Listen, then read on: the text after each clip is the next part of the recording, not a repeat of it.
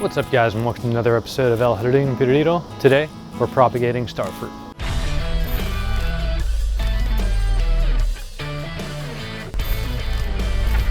Alright, so today's going to be a relatively quick video, but I just wanted to show you how easy it's been for me to propagate starfruit. Starfruit is a tropical fruit. It grows, I would say, I'm in 9A/B.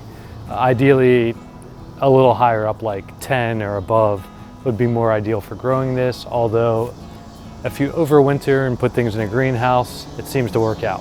So this past winter, what I did was I dug it up and I noticed it kind of broke up into a few sections. So what I ended up doing was potting them in different pots, and this was kind of haphazardly, just kind of threw them in pots with native dirt. One thing I will say is starfruit are little divas, little drama queens. If you do any kind of transplanting, any kind of moving a pot around, they're gonna act like they're dead. They may even shed all their leaves. Rest assured, they'll usually bounce back. Just today, I'm making this video because I formally repotted and I saw that 2 of them were in one pot as well. So I kind of separated that and now I have 4. So I'll go ahead and show you. Repotted them. They actually did well with the transplant. I repotted them because it was native soil, kind of clay and sand, and there wasn't a whole lot of organic soil in there. They were getting a little, they weren't looking so hot, as you'll see in a moment. They were kind of on the fritz, so I gave them some really fresh soil. Everything looks good, and they're bouncing back pretty nicely, actually. Usually they'd shed all their leaves, but I did keep them in the same spot that I've had them. Let me go ahead and show you guys. So here they are.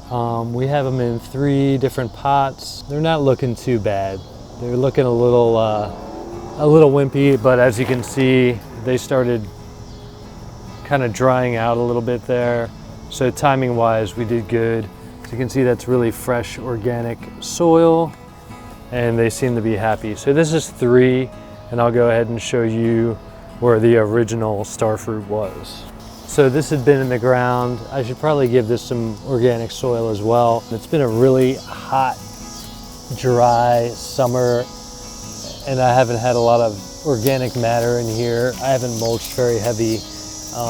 But from what I dug completely out of the ground, there are still some roots left, and this is what's grown since that last winter, which is pretty cool. It's just enough for me to kind of like nurse it and stuff, but I will say that I need to probably cover that with like a little mini greenhouse to overwinter it, but it's not doing bad.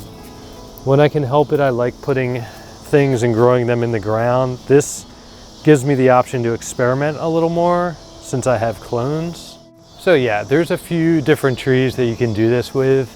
Basically, anything that has a lot of shoots. Sometimes you want to grow, you don't want to really grow from the rootstock. So when they're grafted trees, you know, certain citrus and stuff like that, you probably don't want to play around with this method. But when you have plants that tend to bush out and they get like, even to a certain extent, apples will do that too. If you're working in a nursery, what'll happen is you'll split that or take those little suckers off for clones, and then you'll make another tree and graft onto that. But what I'm talking about are certain bushes, like even like goji berries and stuff like that.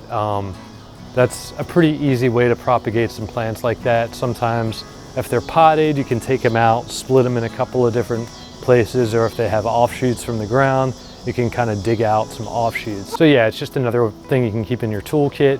If you're, an avid gardener, you like to share with your friends, or you're starting your own nursery. So I think that's pretty cool. I always like having a little additional insurance, which is why I'm so into cloning and grafting and stuff like that. Being, that I'm pushing the zone out here, I can have one in the ground, I can put one in the greenhouse, I can see how one fares in the shade versus the sun. So it's good to have a variety of plants, put them in different parts of your yard maybe, and have those additional options.